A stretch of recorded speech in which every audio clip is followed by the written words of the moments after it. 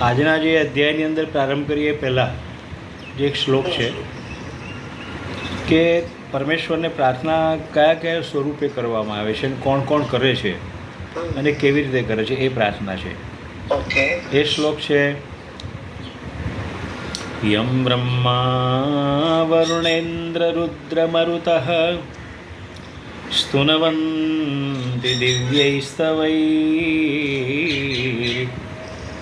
વેદૈ સાંગપદક્રમોપનિષદૈર ગાયન્તિ યં સામગાહ વેદ સામગાહ યસ્યાન્યાસ્તિ પરાયણમ પરતરમ. હવે આ યમ બ્રહ્મા વરુણેન્દ્ર રુદ્ર મરુતઃ સ્તુનવંતિ દિવ્યૈસ્તવૈ વેદૈ સાંગપદક્રમોપનિષદૈર ગાયન્તિ યં સામગાહ ધ્યાનાવસ્થિતદદ્ગતેન મનસા પશ્યન્તિ યં યોગિનઃ યસ્યાન્तं ન વિદુઃસુરાસુરગણા દેવાય તસ્મૈ નમઃ. કેવા છો આપ કે જેમને યમ બ્રહ્મા વરુણ ઇન્દ્ર રુદ્ર મરુતઃ સ્તુનવંતિ દિવ્યૈસ્તવૈ, આટલા દેવતાઓ આપણને દિવ્ય સ્તોત્રથી આપનું યજન કરે છે, આપનું ધ્યાન કરે છે. ધ્યાયન્તિ યં યોગિનઃ. બ્રહ્મા વરુણ રુદ્ર ઇન્દ્ર સામગાહ ધ્યાનાવસ્થિત ચેતસા, અને ધ્યાનની અંદર કોણ કોણ મુનિજનો મહાપુરુષો આ બધા આપનું ચિંતન કરે છે. રુદ્ર ઇત્યાદિ તમામ આવી જાય છે. તો એવા પરમેશ્વર હું તમારું ધ્યાન ધરું છું. પશ્યંતિ યમ યોગિનઃ, યોગીજનો પણ આપને ધ્યાનપૂર્વક આપનું ચિંતન કરે છે. ભક્તજનો તો સેવા કરીને કરે છે, જ્ઞાનીજનો જ્ઞાન પ્રદાન કરીને કરે છે, યજ્ઞહોતાઓ યજ્ઞ કરીને કરે છે. તો ધ્યાયન્તિ યં યોગિનઃ યસ્યાન્તં ન વિદુઃ સુરા ન સુરગણા, જેનો અંત અને પ્રારંભ સંત સુરગણ મહાદેવ મહર્ષિ કોઈ જાણી શક્યું નથી, તેવાને હું આપને વંદન કરું છું. દેવાય તસ્મૈ નમઃ, તેવા મહાન દેવ હું આપને નમસ્કાર કરું છું. એ આ શ્લોકનો મહિમા છે. અને આ શ્લોકના મહિમાથી જ્યારે પરમેશ્વરને પ્રસન્ન કરવાનો પ્રયત્ન કરે છે ત્યારે ગીતાનો પ્રારંભ થાય ત્યારે આપણને આનંદ થાય છે. હવે આજે 5મા અધ્યાયનો જે તમે વાત કરી કે ભાઈ સાતમો શ્લોક સાતથી શરૂ કરો ગાવાનું. યોગયુક્તો વિશુદ્ધાત્મા વિજિતાત્મા જીતેન્દ્રિયઃ સર્વભૂતાત્મા કુર્વન્નપી ન લિપ્યતે. ગુડ. નૈવ કિંચિત કરોમીતિ યુક્તો મન્યેત તત્વવિદ પશ્યન શૃણવન સ્પૃશન જિઘ્રન અસ્નન ગચ્છન સ્વપન શ્વસન. વાહ. પ્રલપન વિસૃજન ગૃહ્ણન નિમિષન્નપી ઇન્દ્રિયાણીન્દ્રિયાર્થેષુ વર્તન્ત ઇતિ ધારયન. વાહ. બ્રહ્મણ્યાધાય કર્માણિ સંગમ ત્યક્ત્વા ધનન્યઃ લિપ્યતે ન સ પાપેન પદ્મપત્ર ઇવાંભસા. Very good. આગળ. કાયેન મનસા બુદ્ધયા કેવલૈરિન્દ્રિયૈરપી યોગિનઃ કર્મ કુર્વન્તિ સંગમ ત્યક્ત્વાત્મશુદ્ધયે યુક્તઃ કર્મફલં ત્યક્ત્વા શાંતિમાપ્નોતિ નૈષ્ટિકીમ અયુક્તઃ કામકારેણ ફલે સક્તો નિબધ્યતે. સર્વકર્માણિ મનસા સંન્યસ્યાસ્તે સુખમ વશી નવદ્વારે પુરે દેહી નૈવ કુર્વન્ન કારયન. બરાબર. ન કર્તૃત્વં ન કર્માણિ લોકસ્ય સૃજ્યતિ પ્રભુઃ ન કર્મફલ સંયોગમ સ્વભાવસ્તુ પ્રવર્તતે. સ્વભાવસ્તુ પ્રવર્તતે. જો આ છેલ્લો શ્લોક 8મો છેલ્લો તમે વાંચો એ દરેક જગ્યાએ સ્વભાવસ્તુ એવ પ્રવર્તતે. કાર્ય કરણ બધા ચાલે છે. હા કાર્ય કરણ કર્તૃત્વે હેતુ પ્રકૃતિ ઉચ્યતે. કાર્યકરણના જે સંબંધો છે એમાં પ્રકૃતિને કહેવામાં આવે છે. Correct. પ્રકૃતિ દ્વારા જ કોઈ પણ કાર્ય સિદ્ધ થાય છે. એ પ્રકૃતિ સ્વયં કરે છે. જો એક જણે મને પૂછ્યું કે પરમેશ્વર તો બ્રહ્મનું સ્વરૂપ જો હોય તો એમને એ બ્રહ્મ સ્વરૂપ કેવી રીતે પ્રગટ થઈ શકે? મેં કહ્યું બ્રહ્મને પણ માયાનો આશ્રય લેવો પડે છે. યોગ માયા કહેવામાં આવે. શું કહેવામાં આવે છે? યોગ માયા દ્વારા પરમેશ્વર શ્રી કૃષ્ણ એનો આશ્રય લઈને પોતે શરીર ધારણ કરીને પ્રગટે છે. સ્વયં બ્રહ્મ પ્રગટી શકે એટલું અહમ બ્રહ્માસ્મિ કહો તો બ્રહ્મ એક સ્વયં પ્રગટી શકે નહીં, કારણ કે આ દર્શન ન થાય તો પછી ધ્યાનમાં બેસીને જે ચિંતન મનન થાય એ બ્રહ્મ થયું કહેવાય. પરંતુ સાકાર મૂર્તિ સાકાર સ્વરૂપ ભગવાનને પ્રગટ થવું હોય તો યોગમાયાનો આશ્રય લઈને એમને પ્રગટ થવું પડે છે. એટલે ભગવાન અહીંયા યોગમાયાથી પ્રગટ થાય અને પછી એમણે આ બધી જે લીલાઓ કરી અને ભાગવત સુધી અને ભગવદ્ ગીતા સુધી આપણે પહોંચ્યા. યોગયુક્તો વિશુદ્ધાત્મા જીતાત્મા જીતેન્દ્રિય સર્વભૂતાત્મા કુર્વન્નપી ન લિપ્યતે. બરાબર? કામ કરતા હોવા છતાં લેપન પામતો નથી. અહીંયા સંન્યાસ અને કર્મ સંન્યાસ યોગની વાત ચાલી રહી છે. એટલે વાસ્તવમાં તમે જુઓ તો કર્મની અંદર અને આસક્તિ કે અનાસક્તિનો વિષય ચાલી રહ્યો છે. બરાબર? યોગયુક્ત છે, વિશુદ્ધાત્મા છે, વિજિતાત્મા છે અને જીતેન્દ્રિય છે. ભૂતાત્મા કુર્વન્નપી ન લિપ્યતે. બધું કરવો છતાં પણ એને કોઈ પ્રકારનું બંધન થતું નથી. જો યુક્ત હોય તો કેવો યુક્ત હોય તો યોગયુક્ત હોય. અચ્છા, એને એ કેવો હોય પાછું? એ આત્મા કેવો હોય છે કે નૈવ કિંચિત કરોમિતિ યુક્તો મન્યેત તત્વવિદ. તત્વ દ્વારા તે ક્યારે એમ સમજતો નથી કે હું કંઈક કરું છું, એવો ભાવ પણ એને પ્રગટ થતો નથી. અને પરમેશ્વર એમ કહે છે અહીંયા તો એ મારું સ્વરૂપ કેવું છે એમ કે, અને મારા સ્વરૂપથી કેવી રીતે જોવે છે અને કેવી રીતે મારી સાથે સંકળાયેલો રહે છે. તો કહે છે પશ્યન, જોતા, શૃણવન, સાંભળતા, સ્પર્શન, સ્પર્શ કરતા, જિઘ્રન, શ્વાસ લેતા. હા, એટલે શ્વાસ લેતા. હા, અશ્નન એટલે ખાવાનું. હા, અશ્નન ભોજન કરતા. ભોજન કરતા. ખાવું શબ્દ પશુઓ માટે, ભોજન શબ્દ મનુષ્ય માટે છે. બરાબર? અશ્નન, પછી ગચ્છન ચાલતો હોય, સ્વપ્નમાં હોય, ઊંઘમાં હોય, શ્વાસ લેતો હોય, વિસૃજન કંઈ પણ વસ્તુનો ત્યાગ કરતો હોય, ગ્રહણન બરાબર કંઈ પણ પ્રાપ્ત કરતો હોય, ઉન્મિશન એટલે પાંપણો આમ ખોલવી ઉઘાડવી આમ બંધ કરીએ છીએ ને પાંપણો, હા ત્યારે પણ એને કહેવાય ઉન્મિશન. નિશન નિમિશન એટલે આખો ઉગાડવી અને બંધ કરવી. ઉન્નિશન નિશન અપી એ બધું જ હોય તો ઇન્દ્રિયાણી ઇન્દ્રિયાર્થે શું વર્તનતે. તો એ કહે છે ઇન્દ્રિયોની અંદર ઇન્દ્રિયો જ વર્તી રહી છે. ન કિંચિત કરોમિતિ.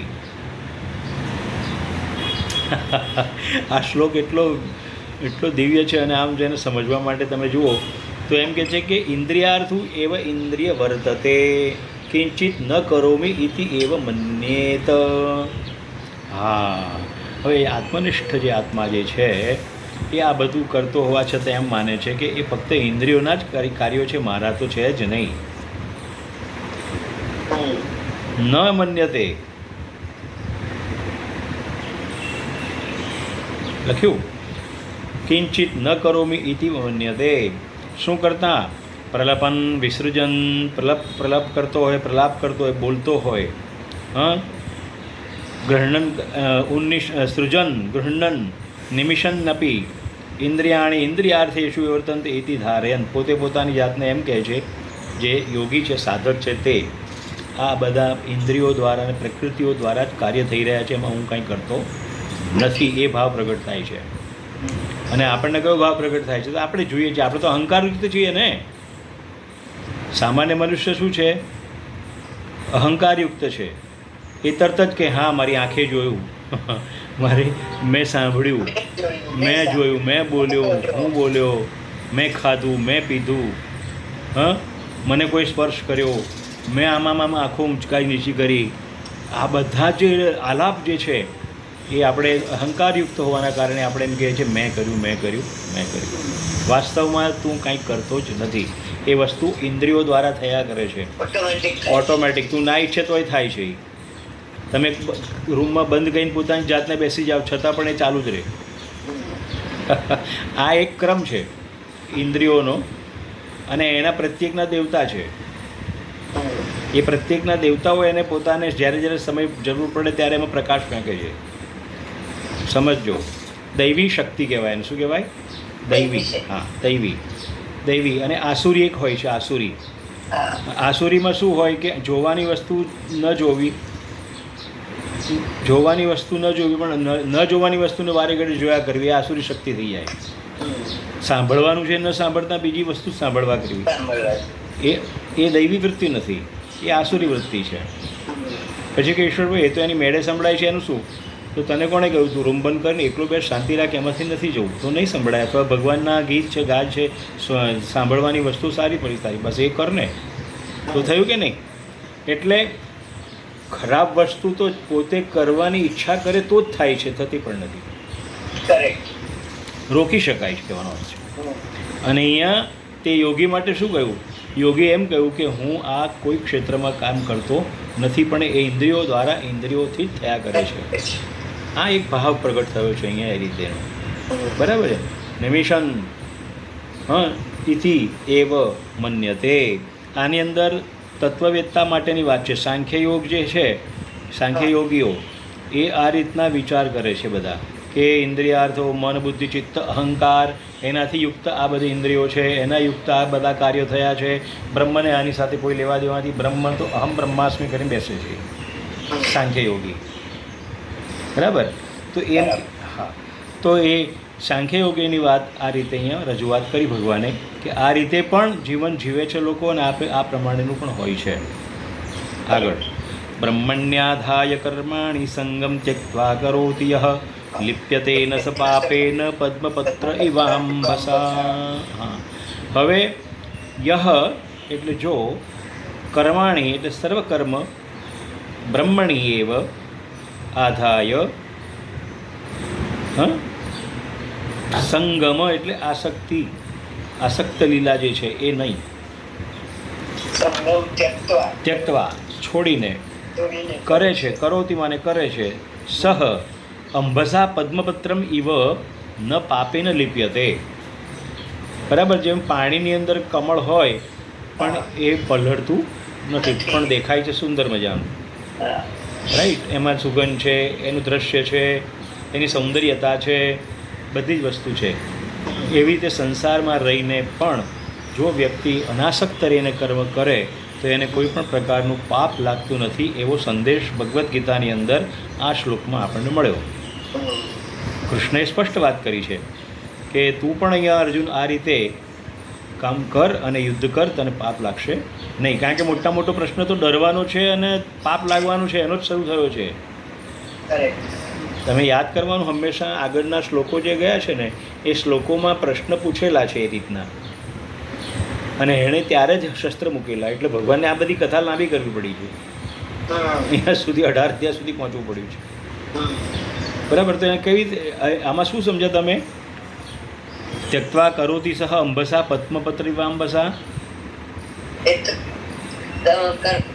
તમે પરમાત્મામાં જ કરો, ત્યાગ કરીને કર્મ કરતા રહો, તો જેમ તમને કઈ એ નથી થતું. હા, તો પરમેશ્વરને તો મેસેજ એ જ મળે છે કે સંસારમાં રહીને પણ જો તમે સત્કર્મ કરો, અથવા તમારાથી કોઈ પણ એવું કર્મ થઈ જાય તો તમને દોષ લાગતો નથી. તું સાધક છે એટલા માટે ગયું, અને તું મારો મિત્ર છે એટલા માટે ગયું, અને જે સંન્યાસી એને કહ્યું છે. લેમેનની વાત નથી અહીંયા.